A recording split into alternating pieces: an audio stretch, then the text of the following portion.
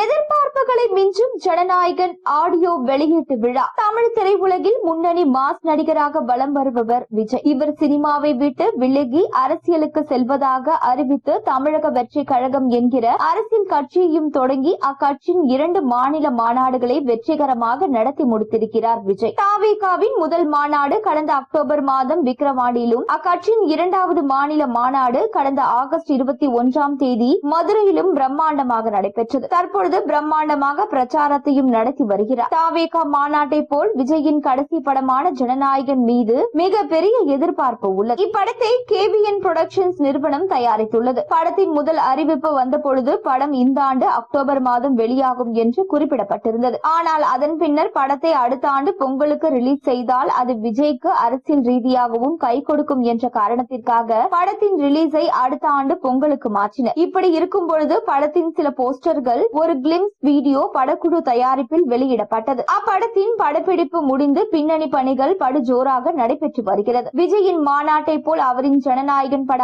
Audio லான்ச்சுக்காகவும் ரசிகர்கள் ஆவலோடு காத்திருக்கிறார்கள். அந்த பிரம்மாண்டமான விழா வருகின்ற டிசம்பர் மாதம் கிறிஸ்துமஸ் பண்டிகையை ஒட்டி நடைபெற உள்ளதாக கூறப்படுகிறது. அதுவும் சென்னையில் அல்ல, அந்த விழாவை மலேசியாவில் நடத்த திட்டமிட்டுள்ளனர். இப்படி இருக்கும் பொழுது படத்தின் இசை வெளியீட்டு விழா தேதியை படக்குழு முடிவெடுத்து விட்டதாக தெரிகிறது. அதாவது படத்தின் இசை வெளியீட்டு விழாவை இந்த ஆண்டு டிசம்பர் மாதம் 27ஆம் தேதி படக்குழு நடத்த முடிவெடுத்துள்ளதாக கூறப்படுகிறது. தற்பொழுது இந்த தகவல் திரைத்துறையில் வேகமாக பரவி வருகிறது. ரசிகர்களும் இந்த தகவலை வேகமாக பகிர்ந்து வருகிறார்கள். மேலும் இந்த விழா பல வதந்திகளுக்கு முற்றுப்புள்ளி வைக்க வாய்ப்பு இருப்பதாகவும் கூறப்படுகிறது. சில மாதங்களாகவே விஜய் அவரது மனைவி சங்கீதாவை விட்டு பிரிந்து விட்டதாக பல சர்ச்சைகள் இணையத்தில் எழுந்தன. ஆனால் இதை மறந்து விஜய் தரப்பில் இருந்து எந்த ஒரு தகவலும் வெளியிடப்படவில்லை. இசை வெளியீட்டு விழாவிற்கு கூட வருவதை நிறுத்திவிட்டார். விஜயின் வீட்டிலிருந்து சங்கீதா வெளியேறிவிட்டார் என பலவிதமான செய்திகள் வெளியானதை பார்த்திருக்கலாம். அதற்கெல்லாம் முற்றுப்புள்ளி வைக்கும் விதமாக ஜனநாயகன் ஆடியோ விழாவில் பிள்ளைகளுடன் கலந்து கொண்டு எல்லோருக்கும் பதிலடியை சைலண்டாக கொடுக்க இருப்பதாக சொல்லப்படுகிறது. டிசம்பர் கடைசியில் இசை வெளியீட்டு விழா என்றால் புத்தாண்டுக்குள் படத்தின் ட்ரெய்லர் ரிலீஸ் ஆகும் என ரசிகர்கள் கணக்கு போட்டு வருகிறார்கள். விஜய் தற்பொழுது தனது கட்சியின் பிரச்சாரத்தில் மிகவும் பிஸியாக உள்ளார்.